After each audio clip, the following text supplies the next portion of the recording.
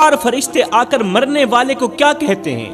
مرنے والا تو پہلے سے ہی خوف میں ہوتا ہے، سوچ رہا ہوتا ہے کہ اب میرے ساتھ کیا ہونے والا ہے۔ دل میں ایک ہی سوال گردش کر رہا ہوتا ہے کہ میرے ساتھ اچھا سلوک ہوگا یا برا سلوک ہوگا، میری روح آسانی سے کھینچی جائے گی یا سختی کے ساتھ کھینچی جائے گی، میری اگلی منزل جنت ہوگی یا جہنم ہوگی، اور دنیا میں جو میں نے کیا اس کی جزا اور سزا مجھے ملے گی یا نہیں ملے گی۔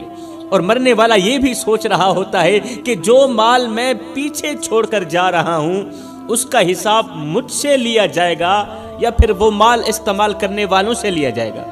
یہ سارے خیال ایک ساتھ دل پر بوجھ بنے ہوتے ہیں، یہ سارے خیال ذہن میں بوجھ بنے ہوتے ہیں۔ مرنے والا ابھی انہی سوچوں میں ڈوبا ہوا ہی ہوتا ہے، انہی سوچوں میں ڈوبا ہوا ہی ہوتا ہے کہ پہلا فرشتہ آسمان سے زمین پر اترتا ہے، پہلا فرشتہ آسمان سے زمین پر اترتا ہے، مرنے والے کے سرہانے آ کر کھڑا ہو جاتا ہے اور پھر بلند آواز سے کہتا ہے، اے مرنے والے، میں وہ فرشتہ ہوں جو تیرے رزق پر مقرر کیا گیا تھا۔ میں روزانہ تیرے لیے رزق کا بندوبست کرتا تھا، تیرے لیے روٹی کا انتظام کرتا تھا، تیرے لیے روزی کا انتظام کرتا تھا، تیرے لیے روزی تلاش کرتا تھا۔ وہ کوئی اور نہیں تھا، وہ میں ہی تھا جس کی وجہ سے تو زندگی میں ایک رات بھی بھوکا نہیں سویا تھا۔ وہ کوئی اور نہیں تھا، وہ میری ہی وجہ تھی۔ وہ سب کچھ میں ہی کرتا رہا اللہ کے حکم پر۔ تیرے نصیب کی کتابوں میں جتنا کچھ تیرا رزق لکھا گیا تھا وہ سب میں نے تیرے پاس پہنچا دیا، نہ اس میں کمی ہوئی نہ دیر ہوئی، نہ کمی ہوئی نہ اس میں نہ دیر ہوئی، نہ زیادہ ہوا نہ ہی کم ہوا۔ اب میں نے دھرتی کا چپا چپا چھان مارا ہے، آج کے دن میں نے دھرتی کا چپا چپا چھان مارا ہے، تیرے لیے روٹی کا ایک ٹکڑا بھی باقی نہیں رہا، ایک لقمہ بھی باقی نہیں رہا۔ تو یوں سمجھ لے کہ گندم کا ایک دانہ بھی تیرے لیے باقی نہیں رہا، تیرے نصیب کا رزق سب ختم ہو چکا ہے۔ مرنے والا فرشتے کی یہ بات سن کر سوچتا ہے کہ میں نے دنیا میں اتنا مال کمایا، اتنا پیسہ کمایا، اتنی محنت کی، دن رات ایک کی، اور اپنے پیچھے بہت سارا مال چھوڑ کر جا رہا ہوں۔ یہاں پر مجھے حضرت غوث اعظم کا ایک جملہ یاد آ گیا، میری قوم کے نوجوانوں۔ حضرت سیدنا غوث اعظم نے فرمایا تھا، او ماڑی بنانے والے، او محل بنانے والے، ماڑی بنا رہا ہے تو، محل بنا رہا ہے تو، بسیں گے کوئی اور، حساب تجھے دینا پڑے گا۔ حلال و حرام کی تمیز کیے بغیر مال جمع کر رہا ہے تو، بینک بیلنس بہت زیادہ کر رہا ہے تو مر جائے گا، کھانے والے کھائیں گے، حساب تجھ سے لیا جائے گا۔ وہ اپنے پیچھے بہت سارا مال چھوڑ کر جا رہا ہے مرنے والا سوچتا ہے کہ میں نے اتنا سارا مال کمایا، اتنی محنت کی، دن رات ایک کیے، اور اپنے پیچھے بہت سارا مال چھوڑ کر جا رہا ہوں، لیکن افسوس کہ اس مال میں سے آج مجھے ایک نوالا بھی نصیب نہیں، ایک نوالا بھی نصیب نہیں۔ جو کچھ میں نے جمع کیا وہ سب یہیں رہ گیا، میرے نصیب کا ایک ایک نوالا اس مال سے ختم ہو چکا ہے، اور اب میرے لیے کچھ بھی باقی نہیں رہا دنیا میں۔ ابھی پہلے فرشتے سے بات چیت ختم نہیں ہوتی کہ اتنے میں دوسرا فرشتہ آسمان سے زمین پر اترتا ہے، اور یہ میت کے پیروں والی سائیڈ سے کھڑا ہو جاتا ہے۔ دوسرا فرشتہ آسمان سے زمین پر اترتا ہے، مرنے والے کے پیروں والی سائیڈ سے کھڑا ہو جاتا ہے، پھر بلند آواز سے کہتا ہے، او مرنے والے، میں وہ فرشتہ ہوں جسے تیرے پانی پر مقرر کیا گیا تھا۔ میری ڈیوٹی تھی کہ دنیا میں جہاں کہیں تیری قسمت کا پانی ہو، میں وہ پانی ڈھونڈ کر تلاش کر کے تیرے تک پہنچاؤں، چاہے وہ سفر میں ہو یا گھر میں ہو، قریب ہو یا دور ہو۔ لیکن افسوس، آج میں نے دنیا کا چپا چپا چھان مارا ہے، آج میں نے دھرتی کا چپا چپا چھان مارا ہے، ہر گلی ہر کونے میں نے دیکھا، مگر مجھے تیری قسمت کا ایک قطرہ پانی بھی نظر نہیں آیا، تیرے لیے ایک قطرہ پانی کا بھی باقی نہیں بچا۔ میں نے اپنی ڈیوٹی نبھانے میں ذرا بھی غفلت نہیں کی، دھرتی کا چپا چپا چھان مارا صرف تیرے لیے کہ تجھے ایک گھونٹ میسر ہو جائے، ایک گھونٹ پانی کا مل جائے۔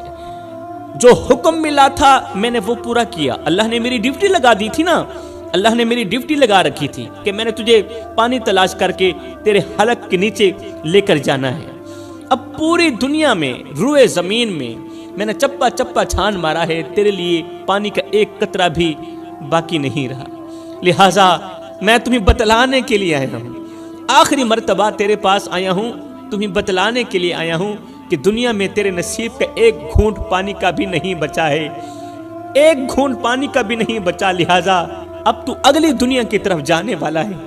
مرنے والا چیخنے کی کوشش کرتا ہے یہ خبر سن کر کہ میرے لیے پانی کا ایک گھونٹ بھی باقی نہیں بچا دنیا میں۔ مرنے والا رونے کی چیخنے کی کوشش کرتا ہے مگر چیخ نہیں سکتا، بس اس کی آنکھوں سے آنسو نکلتے رہتے ہیں۔ میرے محترم بھائیو، آپ نے غور کیا ہوگا کہ مرنے والے کی آنکھوں سے آنسو نکل رہے ہوتے ہیں۔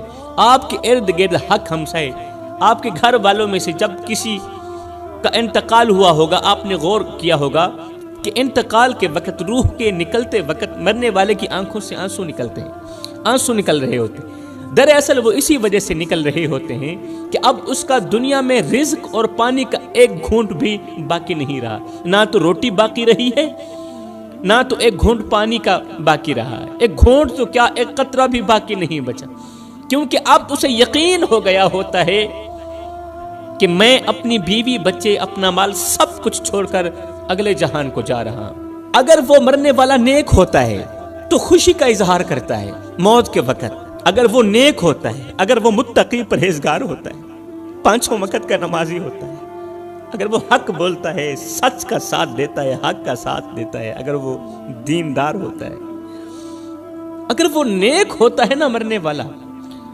تو موت کے وقت وہ روتا نہیں ہے بلکہ وہ خوشی کا اظہار کرتا ہے، کہتا ہے شکر الحمدللہ، مجھے دنیا کے گھونٹ یا روٹی نوالے کی ضرورت نہیں ہے، مجھے دنیا کا مال نہیں چاہیے، میں نے تو اپنے رب کا دیدار کرنا ہے، سبحان اللہ۔ مگر جو گنہگار ہوتا ہے، جو بدکار ہوتا ہے، وہ افسوس کرتا کرتا خود کو ہی اذیت دینے لگتا ہے۔ وہ جب افسوس کرتا ہے تو اس کو تکلیف ملتی ہے، موت کے وقت بھی تکلیف ملتی ہے۔ ابھی دوسرے فرشتے سے بات ختم نہیں ہوتی کہ اتنے میں تیسرا فرشتہ آسمان سے زمین پر اترتا ہے۔ یہ فرشتہ مرنے والے کی دوسری جگہ کھڑا ہو جاتا ہے، دوسری جانب کھڑا ہو جاتا ہے اور بلند آواز سے افسوس کرتا ہوا کہتا ہے، اے مرنے والے، میں وہ فرشتہ ہوں جسے اللہ نے تیری طاقت پر مقرر کیا تھا، میں ہی تھا جو تجھے چلاتا تھا، اللہ نے میری ڈیوٹی لگا رکھی تھی، میں ہی تھا تجھے چلاتا تھا، تجھے پھراتا تھا، تجھے اٹھاتا تھا، تجھے بٹھاتا تھا اور تیرے اندر قوت اور طاقت بھرتا تھا تاکہ تو اٹھ سکے، تاکہ تو بیٹھ سکے، چل سکے، پھر سکے۔ میں نے اللہ کے حکم سے تیرے اندر وہ طاقت بھری تھی جس کی وجہ سے تو مشکل کام آسانی سے کر لیتا تھا، مشکل ترین کام آسانی سے کر لیتا تھا، جس طاقت کے سہارے تو ہاتھیوں کو اٹھا لینے کی باتیں کرتا تھا، شیروں کو نچا لینے کے دعوے کرتا تھا، ہاتھیوں کو اٹھاتا بھی تھا، تو شیروں کو اپنی ایک انگل کے اشارے سے نچاتا بھی تھا، پہلوانوں کو گرا دیتا تھا، بڑے بڑے بہادروں کو ہرا دیتا تھا۔ تیری طاقت کے چرچے تھے، تیری قوت کے تذکرے تھے، اور تو اپنے مضبوط بازوؤں پر مان کرتا تھا، تکبر کرتا تھا۔ مگر افسوس، آج میں نے زمین کے ہر ایک کونے پر نظر دوڑائی ہے، پوری زمین چھان ماری ہے، دھرتی کا چپا چپا چھان مارا ہے، لیکن مجھے کہیں بھی تیرے حصے کی طاقت نہیں ملی۔ آج میں تجھے وہ قوت اور وہ طاقت مہیا کرنے سے قاصر ہوں جو کبھی تیرا مان ہوا کرتی تھی طاقت، کیونکہ اللہ نے تیرے حصے کی طاقت اس دنیا سے ختم کر دی ہے۔ انسان کتنا کمزور ہے میرے بھائیوں، انسان کمزور پیدا ہوتا ہے مگر طاقتور ہوتے ہی خود کو خدا سمجھنے لگ جاتا ہے۔ ہاں کمزور پیدا ہوتا ہے مگر 4 دن کی مہلت پا کر حضرت انسان اپنی اوقات بھول جاتا ہے۔ جب انسان اپنی اوقات بھول جاتا ہے تو پھر اسے اتنا پتہ بھی نہیں رہتا کہ مٹی کا کھلونا جیتے جی تو بہت شور مچاتا ہے، لیکن جب مرتا ہے تو پھر مر ہی جاتا ہے۔ اے حضرت انسان، تیرے غرور کی اوقات تو بس اتنی سی ہے، تیرے تکبر کی اوقات تو بس اتنی سی ہے کہ جب تو دنیا میں آیا تھا تو لوگوں نے ہی تیرے ننگے وجود کو ڈھانپا تھا، اور جب تو دنیا سے گیا تھا، مرا تھا، تو لوگوں نے ہی تیرے ننگے وجود کو ڈھانپ کر تجھے رخصت کیا تھا۔ تو غرور کس بات کا کرتا ہے؟ ایک قبرستان کے اوپر لکھا تھا، قبر کے ایک پتھر پر لکھا تھا کہ منزل تو تیری یہی تھی، بس زندگی گزر گئی آتے آتے، اور نادان کیا ملا تجھے اس دنیا سے، اپنوں نے ہی دفنایا تجھے جاتے جاتے۔ اے بندے، نہ کفن میں جیب ہے، نہ قبر میں الماری ہے، اور کمال کی بات تو یہ ہے کہ موت کا فرشتہ رشوت بھی نہیں لیتا، موت کا فرشتہ رشوت بھی نہیں لیتا۔ اللہ اکبر۔ اب اس کے دل پر بوجھ بڑھ جاتا ہے، مرنے والے کے دل پر بوجھ بڑھ جاتا ہے، اور وہ سوچنے لگتا ہے کہ کاش میں نے آج کے اس دن اور اس لمحے کو یاد رکھا ہوتا، کاش میں نے اپنی ساری زندگی غفلت میں نہ گزاری ہوتی، کاش میں نے اپنی طاقت پر مان نہ کیا ہوتا، کاش میرا ذہن اس بات کو مان لیتا کہ ایک دن ایسا آئے گا جب میں بالکل بے جان ہو جاؤں گا۔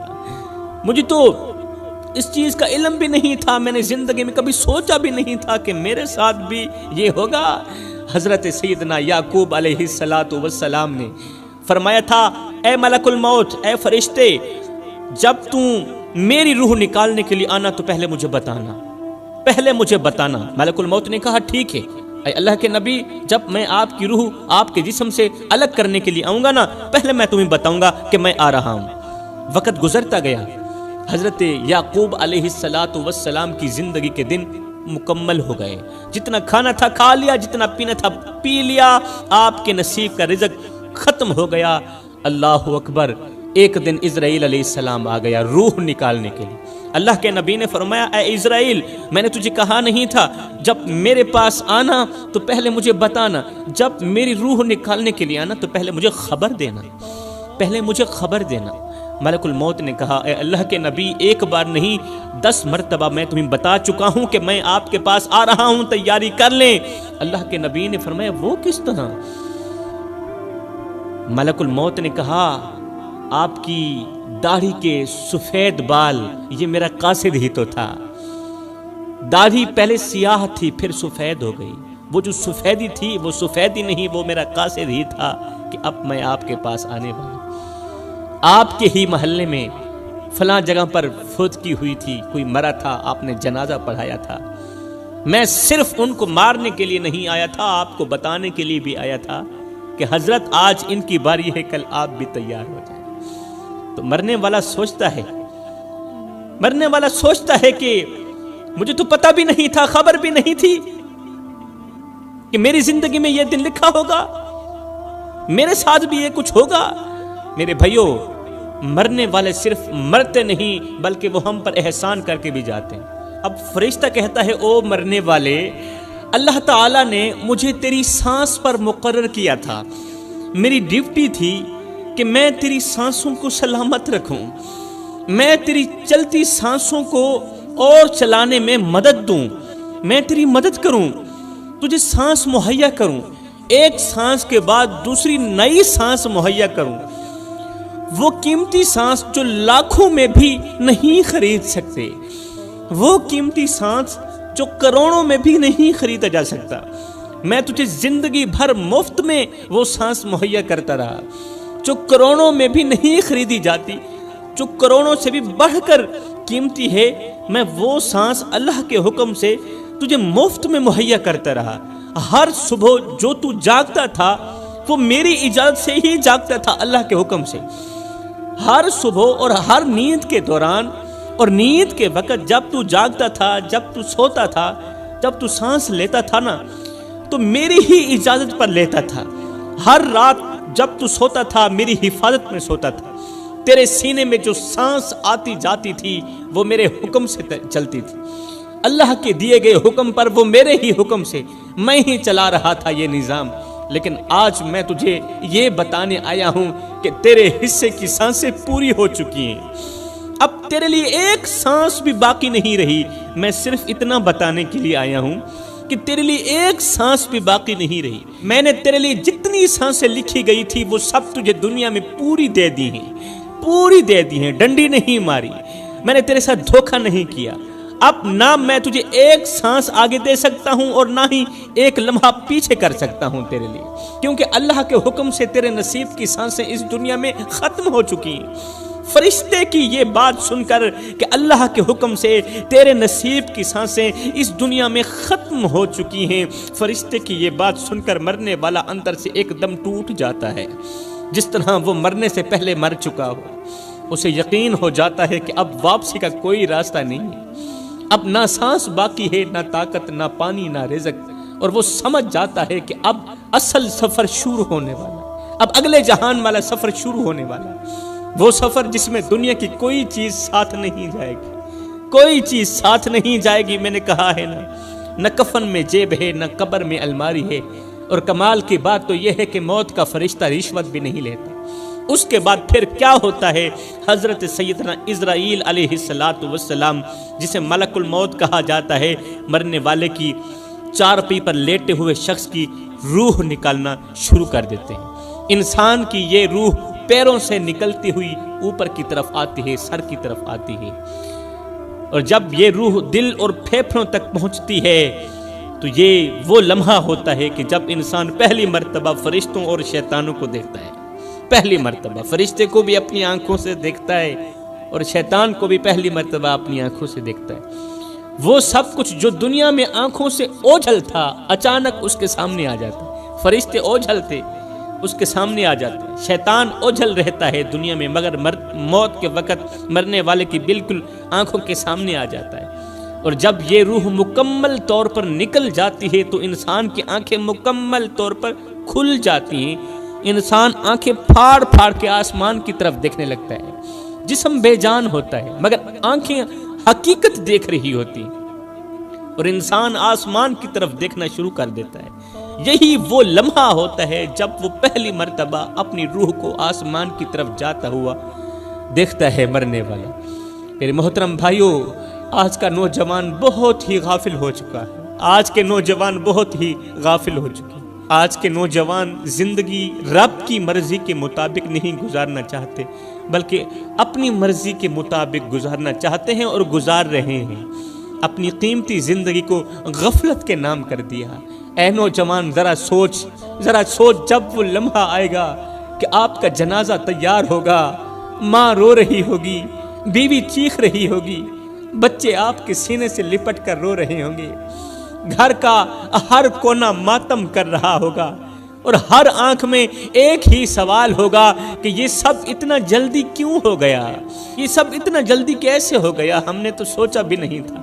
کوئی آپ کو روک نہیں سکے گا، کوئی آپ کو اپنے ساتھ نہیں رکھ سکے گا، کیونکہ موت کے وقت کی گھڑی میں نہ ماں کی دعا کام آئے گی، نہ بچوں کی چیخیں کام آئیں گی، کیونکہ اس وقت تمہارا وقت ختم ہو چکا ہوگا۔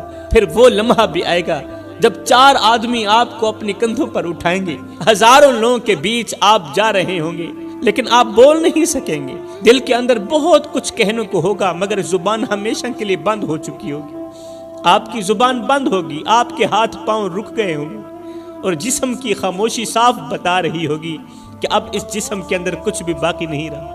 اب اس جسم کے اندر نہ طاقت ہے، نہ قوت ہے، نہ تو اس کے اندر اختیار ہے۔ اب اختیار ختم ہو گیا ہے، اب طاقت ختم ہو گئی۔ اور سب سے خوفناک لمحہ جب آپ کو قبر میں اتارا جائے گا، وہ جگہ جہاں نہ آواز جاتی ہے، نہ کوئی لوٹ کر دیکھتا ہے۔